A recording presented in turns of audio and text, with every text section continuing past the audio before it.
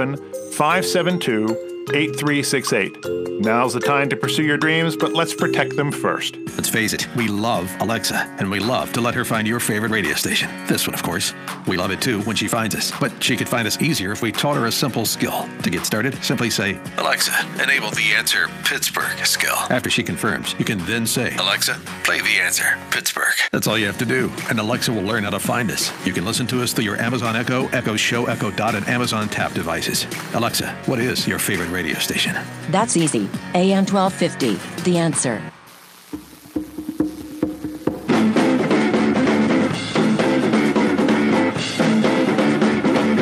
Watch what you eat, especially if you're white. Every now and then, I think it's a good idea to apologize for being white, and I guess today is one of those days. I'm deeply sorry, but just yesterday, Joe Biden, who is probably going to announce his candidacy for president any minute now, felt the need to kind of apologize for being white. A white man's culture. It's got to change. It's got to change. It's got to change. You got to stop eating the way you're eating, if you're white, of course. I don't know about other groups, but white is definitely a problem. Now, he didn't apologize yesterday for being a man, but I'm sure he's going to get around to that. Maybe he'll pick Caitlyn Jenner as his running mate sometime soon. But if you're white, shame on you for what you eat. You're ruining the planet. The Journal of Industrial Ecology did the research, and I have it, the story right here. The story of how white people are ruining the planet. Okay, now it all comes down to your diet. It's all in what you eat, and that's potatoes, it's beef, it's milk. Milk's a big problem because cows have to drink a lot of water to produce a lot of milk, and white people apparently drink a lot of milk. So that causes a need for, a lot of water. So that's a problem. And the report, it takes an in-depth look at what different demographic populations eat. And it says here, the food pipeline, which includes its production, distribution, and waste, contributes significantly to climate change through the production of greenhouse gases and requires significant amounts of water and land, which also has environmental effects. Now, this is all done by Joe Bozeman. He's a student at the University of Illinois, came up with this. If we are to draft policies related to food, they can't be one-size-fits-all policies because different populations have different eating patterns, which have their own unique impacts on the environment. Now, you remember that I think it was Alexandria overrated Cortez who said a few weeks ago that we should stop eating meat. And apparently the violator, when it comes to eating meat, the violators are white people. And so it's the fault of white people that we only have 12 years left to live, according to Alexandria. It says here, the researchers found that the food habits of white people require about 7% more water at 328,000 liters per year when Latinx, this is a new word. I haven't seen this, Latinx, Latinx. I guess you're not allowed to say Latino anymore, so you say Latinx because I don't know. But I'm slow catching up to that. But Latinx individuals whose food habits require 307,000 liters per year of water, while blacks' eating habits depend on about 12% more land than other populations, which Bozeman says is driven in part by their higher consumption of chicken and apples, which are high land-use food items. Whites tend to drink more water and milk. Milk itself requires a lot of water to produce when you consider livestock cultivation, so that is part of what we think is pushing their water impacts higher. People are actually running around doing this, deciding which group to blame for how they eat and how that affects the environment. If that's not enough to make you puke, that should make you it should ruin your appetite. And if you do eat, it should make you want to throw up. When we come back, we're going to have an interesting discussion about getting that free college education and what a dumb idea that is. Stick around.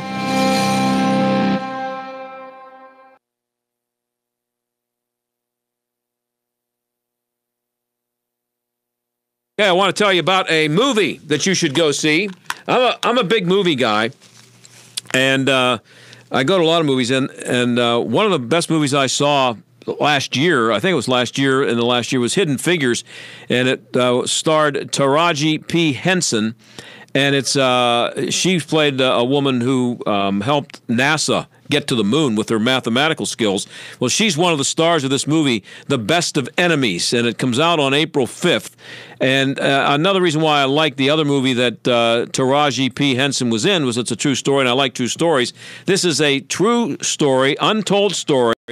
It's about a relationship and later a friendship that developed between an activist, Ann Atwater, played by Taraji Henson, and C.P. Ellis, who they had to get together to figure out a way to integrate the schools in North Carolina back in the early 70s.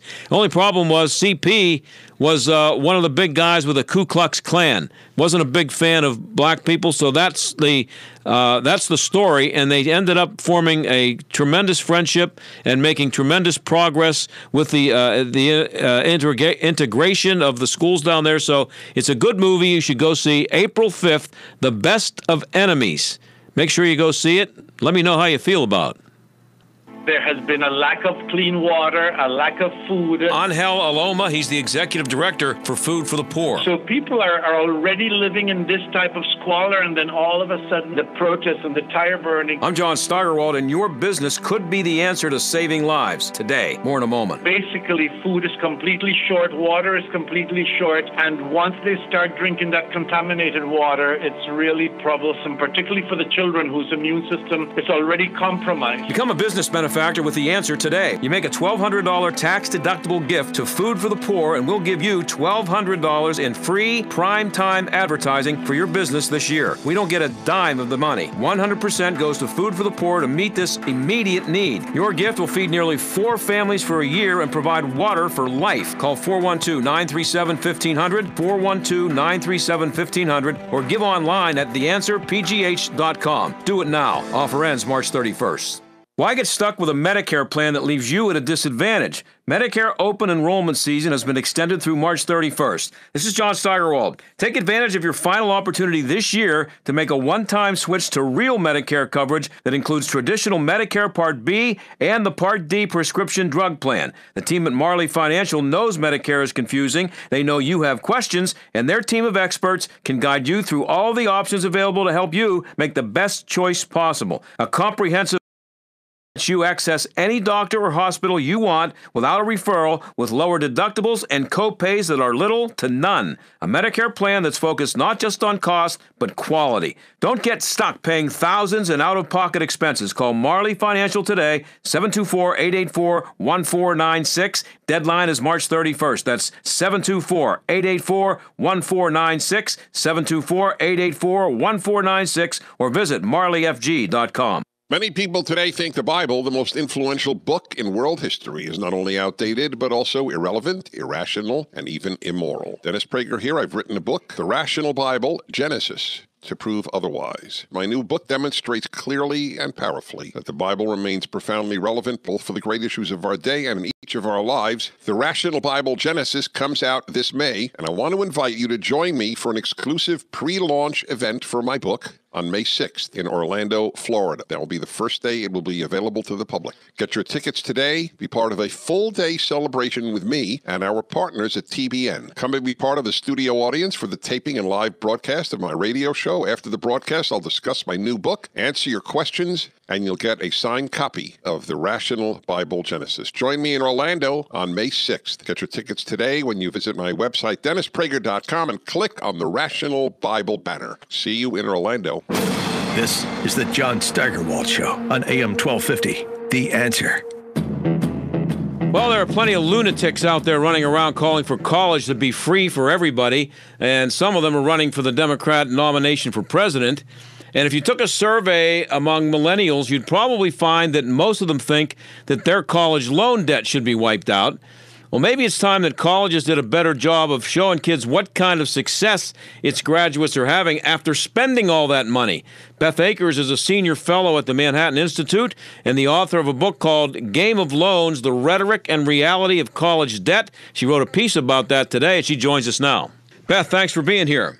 Sure. Thank you for having me. So in your piece, you say that the Trump administration issued a directive along with its executive order about free speech, I guess it was earlier this week, on campuses, that it will improve transparency in the education market. Can you explain what that is? Yeah, absolutely. So we operate under the premise that students are out there shopping for college, picking, which is the best place to spend their money based on what value they think they're going to get in the long run. And for the vast majority of students, according to surveys, what they care about is income. Yet we have almost no information available to them as they shop for their colleges about how various institutions have served their previous students when it comes to putting them into jobs that pay. And so what came along with the executive order on free speech, which is, I think, lost a little bit underneath that headline, was the Trump administration is proposing actually advancing an initiative that was started under the Obama administration, which would make available data for students to look at when they're shopping for college that would tell you by major, by institution, what previous students are now earning 5 and 20 years out of school. That seems like a pretty sensible concept. I mean, when you're paying $50,000, $60,000 a year now to send your kid to a college, it might be, and as you say, the people can say they want to go there just to become better people, but they go there to get a job that's going to pay them well. It might be a good idea to find out how often that happens when they come out of there with a $180,000 bill.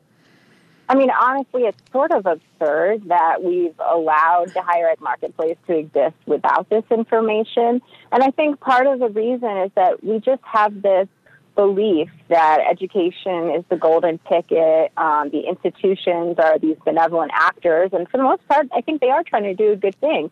But I like to say they're not immune to incentives. And right now, they don't have the incentive to produce results on the dimensions that students care about because we're not measuring and publishing this information.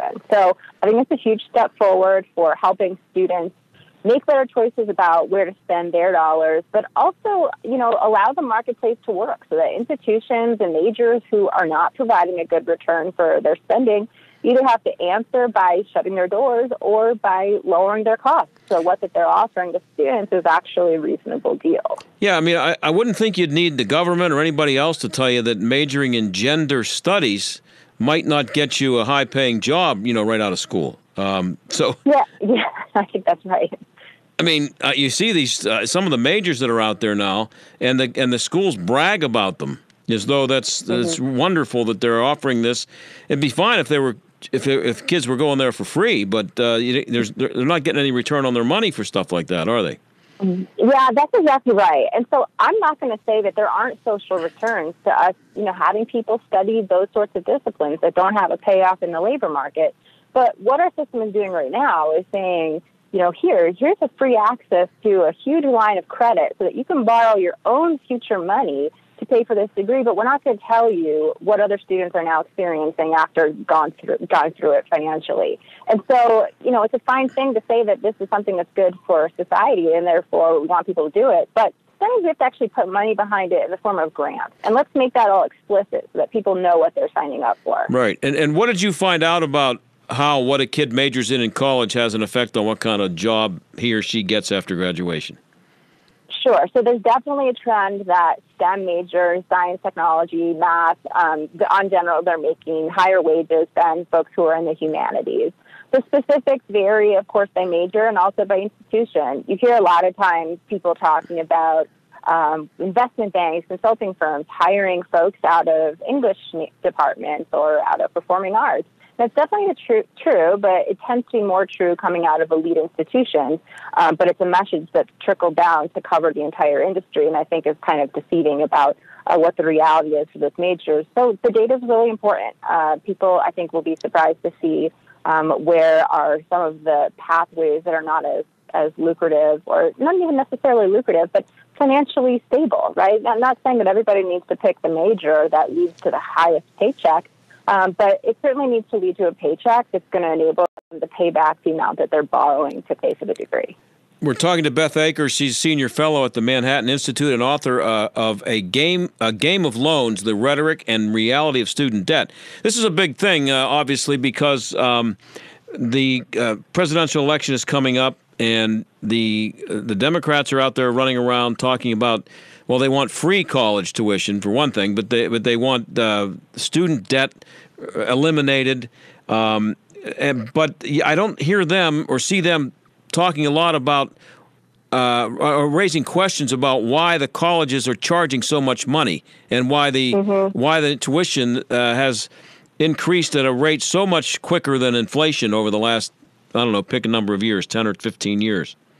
Sure. So, on the issue of inflation, I think there's a lot of questions that we should be asking of the institutions, but I think the first place I'd like to look is, why is it that people are not able to police this market with where they're choosing to spend their dollars? Right? We have a quasi-market in higher ed. The government spends a lot of money, but people spend a lot of their own money too. And so any other marketplace, we'd expect that people will keep prices in line with value by just choosing where to enroll. But we've got this very weird system where there's no transparency at all, so that students don't really have the ability to do that. It's not that they're not smart enough or they're not trying hard enough, but I was just on a campus yesterday talking to some students, and one of them said to me, how am I supposed to be a really savvy shopper for college when I apply months and months in advance and then only get this financial aid award letter that tells me what price I'm going to pay about a week before I need to make my decision? And I don't know if that's always the schedule, but it's always late in the game. It's a tremendously long process. So they're not shopping like they could be shopping for other things in the market. So there needs to be a push to get institutions to be more transparent about what the pricing looks like, so that we can actually empower consumers to lift this market into shape. Of course, we need oversight because of the fact that we've got tremendous government spending in this space as well. Yeah, it seems like to me that it's almost like the healthcare system has become where people don't ask the cost anymore because there's a third-party payment. And even though it's a loan and it's you have to pay it back, but something I'll worry about after I graduate. So the government made the money available, and people stopped caring about how much, whatever it is, we'll get a loan and don't worry about it, we'll pay for it, and we'll worry about it later. And so the colleges are free to just charge whatever they want. Well, it's definitely right in practice. In theory, it shouldn't be right, because we've got people largely spending their own money because they're borrowing from their future wealth that they're going to have to pay back. But we do tend to see that people don't have a good sense of borrowed, even when they're still in school, and should be, have these numbers at the top of mind. So if it's the case that they don't have that information, it's definitely the case that they're perceiving these loans as a gift from the federal government. So they're confused about this transaction. We've told people over and over that a bachelor's degree is the pathway to the American dream. It's the golden ticket. You just go, go, go. I think it's done a disservice because it's pushed people away from being price sensitive in higher education. They feel like it's something that has such a great return to them individually that they don't have to be careful. And then we've got institutions and a system of financial aid, both at the federal and institution level, that makes it very difficult to even know what the price is that they're paying. So there's a lot that we could get from just cleaning up the marketplace, making things more transparent, getting this earnings information out into the market, and letting people make better choices themselves. I think that's the first step. But then circling back to the comment you made earlier about the student debt, I'm not a fan of the proposals to eliminate the outstanding debt. And that's primarily based on some of my earlier research, which really tries to, understand what's happening in the student loan market. And I really think what the reality is quite different from what most people perceive. So the popular media is often covering stories of people with hundreds of thousands of dollars in debt. I think Wall Street Journal just covered a dentist who managed somehow to amass $1 million in student loan debt. Jeez. The reality is that those types of balances are absolutely incredibly rare, and they're very often held by people who have very high earnings potential, and people with MBAs and doctors. So, the vast majority of people are facing monthly payments that are a very small share of their annual income, or of their monthly income, And we also have a really robust safety net that ensures that nobody needs to make a payment that's unaffordable by pegging what they owe to their income. And then after a fixed period of time, their debts are forgiven. So we've got these really generous programs in place nobody talks about them when they talk about these exorbitant balances. So I just think the situation's not nearly as dire as we're often told. But do those generous programs that you're talking about, are they what make the people who are running the institutions believe that they can charge whatever they want? Well, there's definitely a problem in that at some point a student has borrowed so much, they anticipate that they'll never pay it back before they reach that point of forgiveness. And institutions that are smart and savvy, they're well aware of that fact. And so they can say that they're well-intentioned and not setting prices with that in mind. It's sort of hard to believe that that's the case. So I definitely think that we have seen some of this upward creeping of prices as a result of the safety nets we've put in place for borrowers. Not to say there shouldn't be safety nets, but we have to be really careful about how they're designed to ensure that students are at least, you're going to have to face some of the cost for every additional dollar that they borrow, and aren't reaching a point at which they have basically a zero marginal cost for every additional piece of debt they take on. So based on your experience and your research, and we're talking to Beth Akers, who's written a book called Game of Loans, The Rhetoric and Reality of Student Debt. Based on everything that you've learned, what would, if you were running for president, what would you be suggesting, or what would you be telling your Secretary of Education to do about the cost of college and what to do about all the money that people are having to borrow? I'll put it this way. What would you say to people who say, as an alternative to the people who are demanding that college be free? Sure. So, what we know from empirical studies over a long period of time is that students are having a consistent positive financial return to spending on college degrees. So that means, we're hearing a lot of stories about people who are having dire circumstances because of X, Y, and Z happening, we know that the vast majority of the people are actually still getting a good deal. We've got something like a 15% rate of return on associate's and bachelor's degrees. I mean, that's tremendous. If you get that in your portfolio, you should be pretty excited about that. So these are, in one sense, a good deal. So what we need to do is tighten up the marketplace, remove the complexity from the financial aid systems that we have created, which are making it challenging for people to be able to make these cost-benefit analysis, remove the system of several different loan types, make there be one federal student loan so that people know how much they're borrowing. Let's get institutions to have a standard format for telling students what their costs are going to look like so that we can get people to be a little bit more savvy about what they're paying.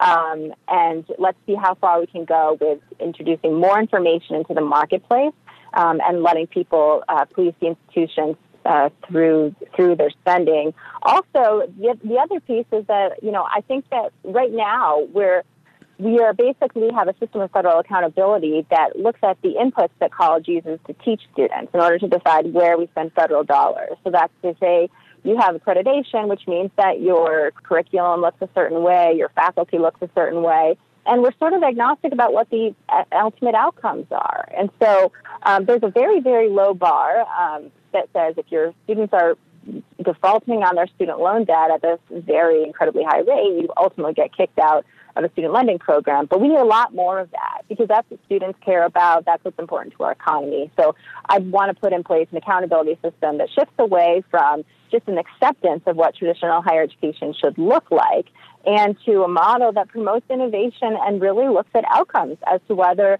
an institution is a place where we want to be spending federal tax dollars. Well, that makes way too much sense, Beth. I only have about a minute left, but I just want to read the last line of your piece. It says, it's time that federal oversight of education stops protecting institutions who defend bad student outcomes with the flimsy notion that they are creating unmeasurable social value. I have a feeling from talking to you that there's a lot of that going around.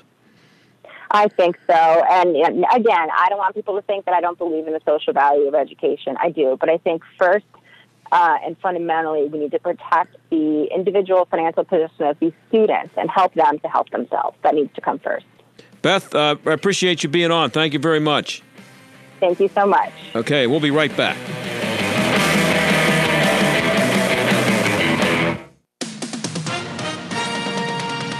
With SRN News, I'm Keith Peters in Washington. President Trump is threatening to close parts of the southern border next week unless Mexico's president does more to stop illegal crossing. In a series of tweets, Mr. Trump calls on Congress to change what he calls our weak immigration laws. He goes on to say, if Mexico doesn't immediately stop all illegal immigration coming into the United States through our southern border, I will be closing the border or large sections of the border next week.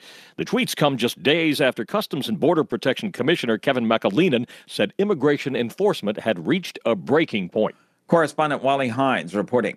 Congress will receive a redacted version of Special Counsel Robert Mueller's report on the Russia investigation by mid-April, according to Attorney General William Barr. On Wall Street, the Dow by 211 points, the Nasdaq rose 60, the S&P advanced 19. This is SRN News. When it comes to your pain, many of you might be skeptical, like I was, about ordering Relief Factor. Pat Boone again for this wonderful 100% drug-free supplement designed to help your own body lower or eliminate occasional aches and pains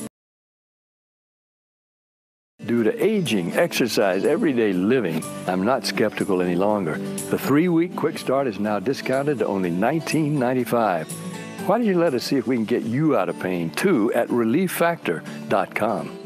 Unplanned, based on a life-changing true story. My name is Abby Johnson. I used to be the director of this clinic. The Daily Wire says Planned Parenthood is not going to like it. America wants abortion, which is why we exist. Glenn Beck says you have never seen an enemy of one of the most powerful organizations on the planet. Unplanned, now playing. Visit unplanned.com for tickets. Rated R. The Joe Walsh Radio Program. There are times that I just don't recognize the country I live in. A second judge just said we can't include a question on the census asking if someone is even a gosh darn citizen of this country. What country do I live in? The Joe Walsh Radio Program. Weeknights at 9, right after Larry Elder at 7 on AM 1250. The Answer.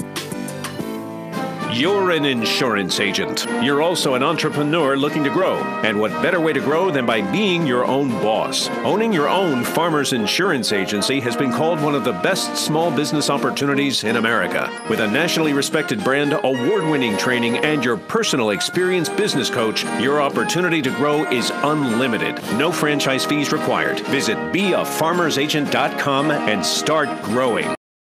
We are farmers. Bum, bum, bum, bum, bum, bum. We have to understand that Haiti is a country that at best of times is in crisis. Angel Aloma, Executive Director for Food for the Poor. Can you just give us kind of a summary of just how bad things are in Haiti right now? The doctors and the hospitals that we support are telling us this could actually open up to the worst epidemic of cholera. I'm John Steigerwald. Your business could be the answer to saving lives. Become a business benefactor with The Answer today. Here's how it works. You make a $1,200 tax-deductible gift to Food for the Poor, and we'll give you $1,200 in free prime-time advertising for your business this year. We don't get a dime, nada, zilch. It all goes to meet the need in Haiti. Food for the Poor, an organization that operates at 95% efficiency. Your tax-deductible gift will provide nearly 4 families food for a year and water for life.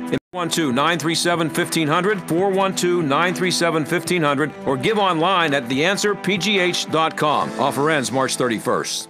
Share, like, comment, tweet. Are these foreign terms to your business? They may not be to your competition and the reason you're losing sales. We're Salem Surround. We take the mystery of digital marketing off your shoulders, letting you run your business while we deliver customers. We offer a free analysis of your digital marketing effectiveness and suggest methods that could dramatically increase your sales. Learn more by logging on to surroundpittsburgh.com. Surroundpittsburgh.com, connecting you with new customers. Stuck in traffic? We've got the answer. Very busy all over the place for your Friday afternoon. Outbound 65 delays from Route 19 to the McKees Rocks Bridge. Outbound 79 slows down Parkway North up to 910, and heavy on the outbound to Parkway East from Boulevard of the Allies to Edgewood Swissvale. A lot of volume on the inbound side as well. Outbound Parkway West slows down Parkway Center Drive to Roslyn Farms Road, and inbound from Montour Run Road to 60. That's a look at traffic. I'm Jenny Robinson. AM 1250, The Answer. Weather.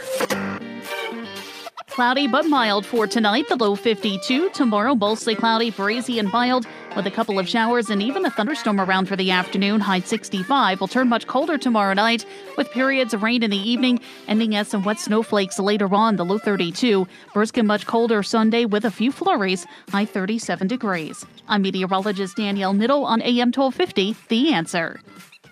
You're listening to the John Steigerwald Show on AM 1250, The Answer.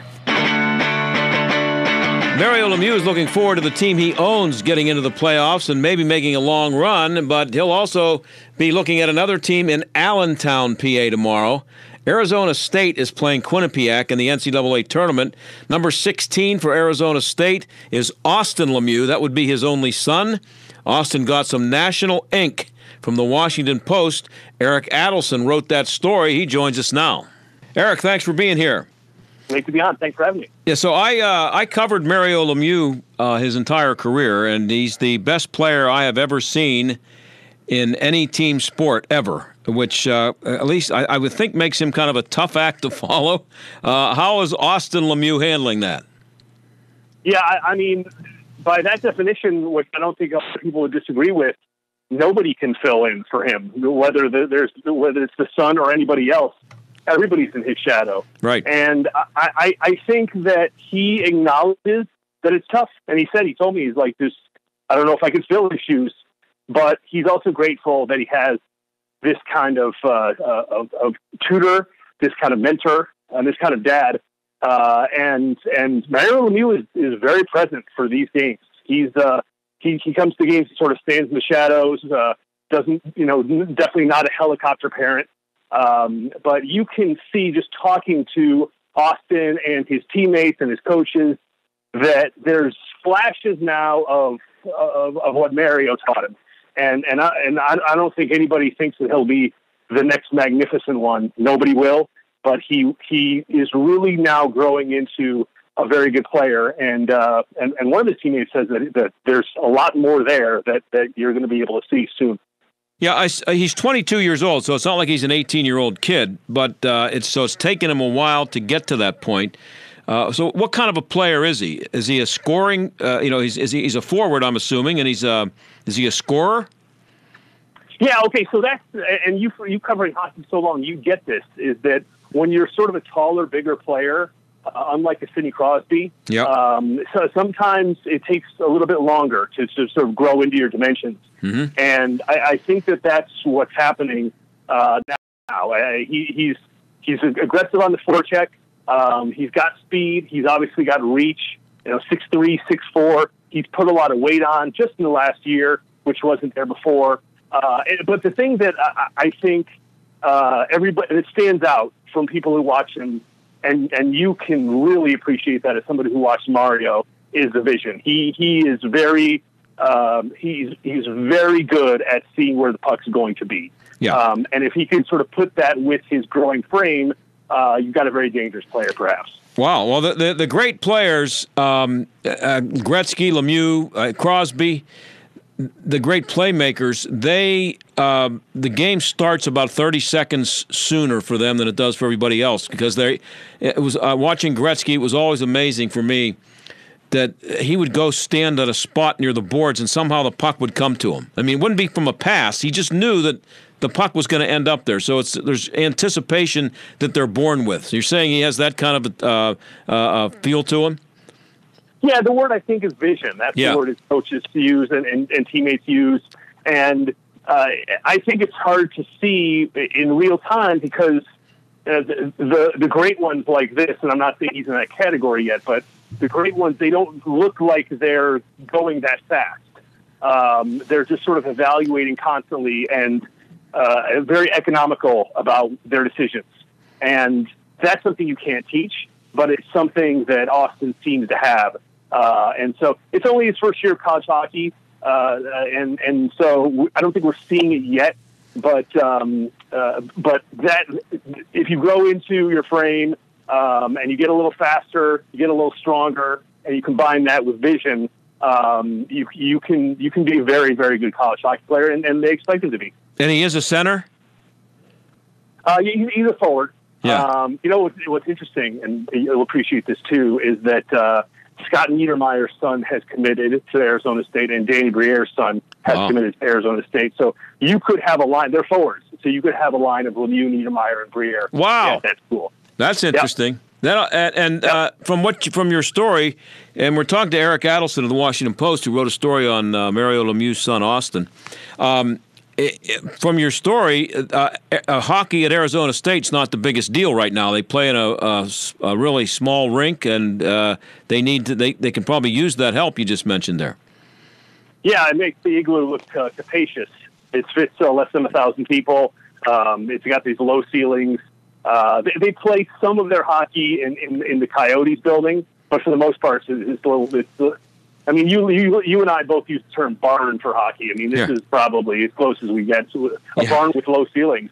But yeah, I mean, it's an interesting story because it's only short season as a D1 program. And then there were some games this year when they looked just terrible. And then there were some games that are like, well, you know what, maybe this is a growing power. And it's the same with Austin. I mean, there are times when Austin looked out of sorts, and there's also times when he looks like he's ready to break out. And he wanted it that way. He told me that he wanted to be at a place that was growing, that was going to be a lot better in short order. He didn't want to necessarily go to a BU. He wanted to go to a place where he could have a legacy. And again, who knows? It's going to be so interesting. Can they recruit consistently? Or are they just going to get sons of NHL players to come out there and just, have wide open ice for them? I don't know, but I'm definitely interested in watching. So where do the other players come from now? I mean, it is the desert out there. It's not where you would expect to find hockey players. Right. Good question. So their star is a guy named Johnny Walker, which is an absolutely fantastic name. And he's one of the he's a top 2 scorer in the nation. And his parents played, but they moved. And so he grew up playing. There wasn't a college hockey program, but he said that as soon as they went D1, he was calling the coach like 24 hours a day saying, you got to get me into this. So you have some transplants, you have some snowbirds, and then you also have some kids who grew up in the North, and they have the traditional hockey background, and then they want something different. Joey Decord is their goalie, one of the better goalies in the country. He's an Ottawa Senators property, and he could play anywhere, and he wanted to play somewhere else. So you can't blame him. I mean, if you've gone through winters like you and I have, Yankees that we are, you can't blame them for wanting to be in beautiful weather around beautiful people all the time. Right. But they are definitely recruiting nationally. But Austin Lemieux is going to the playoffs, though, isn't he? Arizona State. The tournament. Yep. Their first ever D1 tournament game is tomorrow. It's in Allentown, so that's exciting that they're back in Pennsylvania, or he's back in Pennsylvania. He has a lot of family around, and. They're independent. They don't have a conference. So their last game was March 2, and they just had to wait while everyone else played their conference tournaments. So they haven't played in 3 weeks. And so tomorrow they play Quinnipiac, and it could be anything. It could be they're fresh, and then they just jump all over them, or it could be that they're stale. It's really a big question mark, the entire tournament for them, but also the next year or two. But do you get the feeling that they have a chance to be competitive? I mean, they're not in over their heads? No, I don't think so. I mean, it's inconsistent. They played the last 2 games against Minnesota, which is a traditional power, but they were 12-2 at home this year. So this is the first year where people, I think, took them really seriously as a national, not a national power, but a national presence. And I think that there's. I think the momentum is definitely there. The question, I think, is depth. Can they roll 3 or 4 lines the way great programs do, or are they just going to have a smattering of stars that shoot the lights out occasionally, but don't win consistently? Yeah. That's, I think, the big question. So, but if people are looking for Mario Lemieux this weekend, there's a good chance he's going to be in Allentown, is what you're saying. I think it's very likely that he'll be there, yes. And what? Just to finish up here, what? Just from what you've seen, I don't know what your experience is with hockey, but from what you've seen, is this would you or other people are referring to this kid as a prospect yet? That's a good question. I think it depends on how fast he develops. I mean, like you said, he's 22 years old. Yeah. And a lot of these guys, I mean, in terms of getting the NHL, some of them are 16, 17. I mean, you remember how young Sid was. Sid was basically there for the NHL at 14 or 15. Yeah. So it's really a question of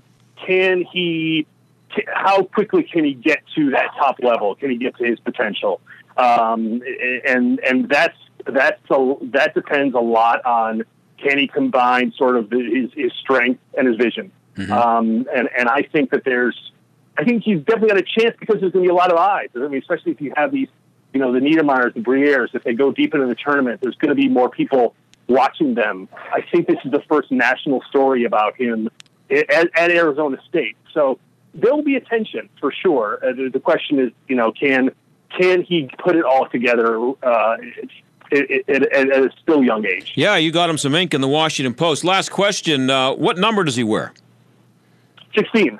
16. I should have asked, I should have asked why he didn't wear 66, but I have a feeling he doesn't want to be Mario's son, just Mario's son. So I think, again, not to answer for him, it was a good question that I should have asked, but I think he wants to sort of borrow a little bit from that and do something else. So I think that's the perfect number. It was a smart move. He's got the 6 in there. Hey, Eric, thanks for being on. I really appreciate it.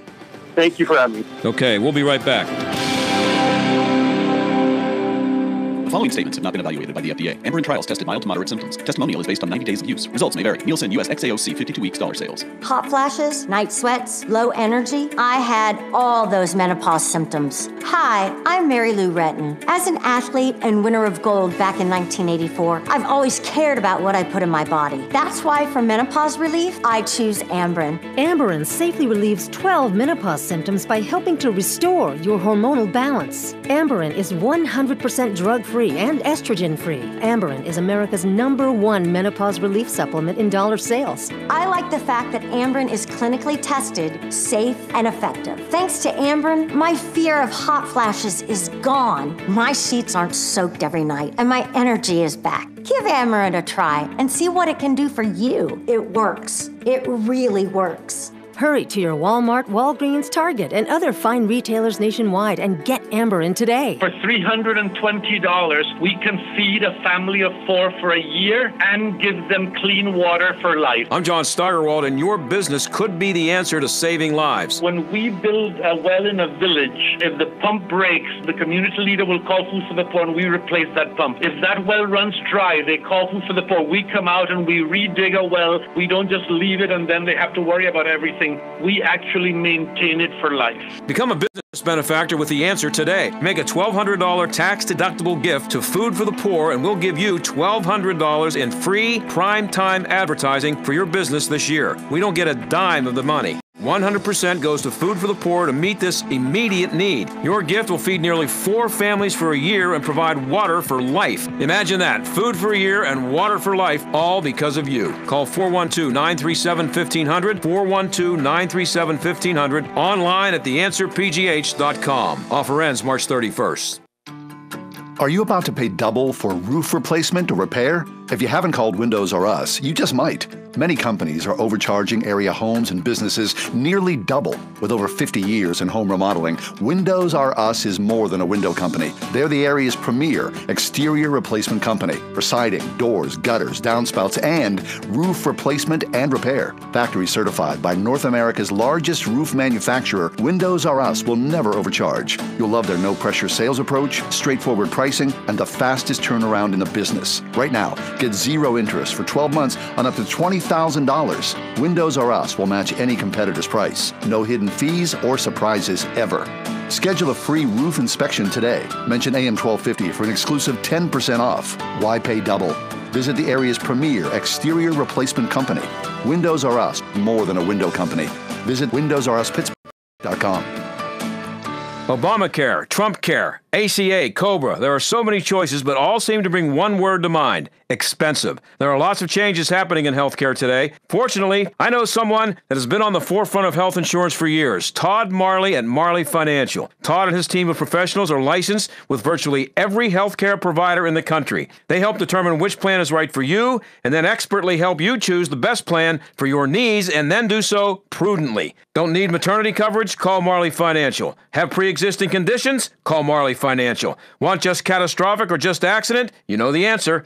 Worried about the penalty? All of Marley Financial plans are penalty exempt because they know how to design the plans. Most of their clients save 30 to 60%, which can add up to several $1,000s a year.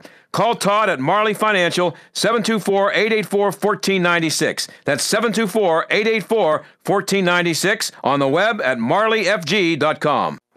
This is the John Steigerwald Show on AM 1250 and FM 92.5. The Answer.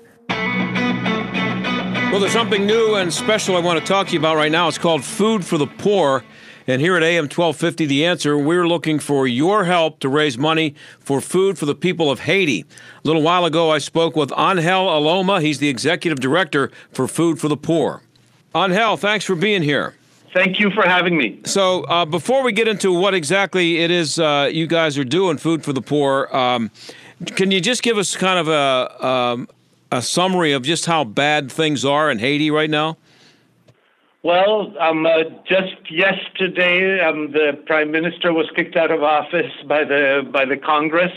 So we don't know what's going to happen again, but this is not a good thing. And basically, there has been a lack of clean water, a lack of food, a lack of money in general. And the doctors and the hospitals that we support are telling us this could actually open up to the worst epidemic of cholera and also of malnutrition, that they're seeing a lot of malnutrition coming in. We have to understand that Haiti is a country that at best of times is in crisis. I mean, as much as 80% of the country is unemployed or underemployed. The large part of the population lives under $2 a day, which means that they are that's what's defined as extreme poverty. So people are already living in this type of squalor, and then all of a sudden this happens now, and the protests and the tire burning and so forth.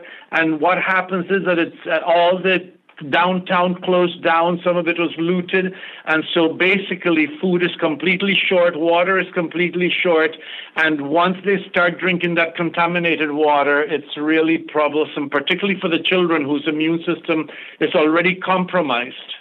How hard is it for you to get the food from here to there? That's not a problem for us at all. We have partners everywhere. Taiwan gives us food for free where we basically pay for the shipping. We buy food from Guyana, which is also not too far out, so we can get it there within no time. And what kinds of food are you delivering, or what works? Because, I mean, if you don't have refrigeration, you don't have water, how are they able to make the food even potable? Well, basically, rice and beans is the main diet of the poor because rice is a great carb and the beans are a great protein. So the combination of the two actually have saved a lot of children's lives all over the world. And so that's what we send down. It's dry food. It doesn't spoil at all easily. We also send down whatever we can, but we're also building water projects down there so that they can have clean water. So let's run down what people's money can get for people who choose to contribute. What that money, how much money is needed, and what each payment can go for. Well, for $320, we can feed a family of 4 for a year and give them clean water for life. Wow. What do we mean by clean water for life? When we build a well in a village that, say, have 1,000 people, If the pump breaks, the community leader will call Food for the Poor and we replace that pump. If that well runs dry, they call Food for the Poor. We come out and we redig a well somewhere nearby to the village again that has water. So when we do a well, we don't just leave it and then they have to worry about everything. We actually maintain it for life. And $500 for a family of 6, I see here, $1,000 for 12 people. That's feed 12 people for a year? Actually, yes. Wow. And water for life. So you're and this is a charity, Food for the Poor, where people can be confident that the money they give is not going to be wasted. It's going directly to the people who need it. Absolutely, John. We have over 94% of all donations, including the value of our in-kind gifts, goes directly to programs that help the poor. And here's a special offer for you if you're a business owner. If you donate $1,200 to Food for the Poor, AM 1250 The Answer will give you $1,200 worth of advertising, no cost to you. We'll write and produce the commercials at no cost to you. Here's the number to call, 412-937-1500. That's 412-937-1500. And we've had a successful week raising money for Food for the Poor. One of the sponsors, Luciano's Brick Oven, took us up on the offer of $1,200 in free advertising for making a $1,200 contribution. And I'm told we have at least 4 other sponsors willing to do the same thing, and you'll be hearing their commercials here on AM 1250, The Answer. So I hope you support them because the money that the commercials you hear, the money that was raised is not going to AM 1250, The Answer. It's going to Haiti. And you heard the details on how much food can be provided for how many people for not very $100 goes a long, long way, and we thank everybody for the amount of money that was raised, and thanks for contributing. Got about a minute left here. Opening day is on Monday. I got in a Twitter battle today because I heard the guys on the sports station talking about how they still love to go to the games and everybody should go and people shouldn't stay away and try to penalize the nuttings, and I made a comment that it's what keeps the bad ownership in business. And everybody, the opener should have 12,000 people there. I hope it's not sold out. At some point, you would hope that the message would be sent. Opening day used to be one of my favorite days of the year, but Major League Baseball is dead to me now because of how stupid the economics are and what it's done to the Pirates. So, opening day is supposed to be a lot of fun, and it will be. And if you want to go ahead and have a good time. But just understand that every time you plunk $1 down to buy a Pirates ticket, you perpetuate the issue and keep the nuttings laughing all the way to the bank. I'm laughing all the way home because it's Friday, and I'll see you on Monday. Thanks to Aaron for another good week of Aaron Byrne, another good week of producing. We'll see you on Monday. Bye.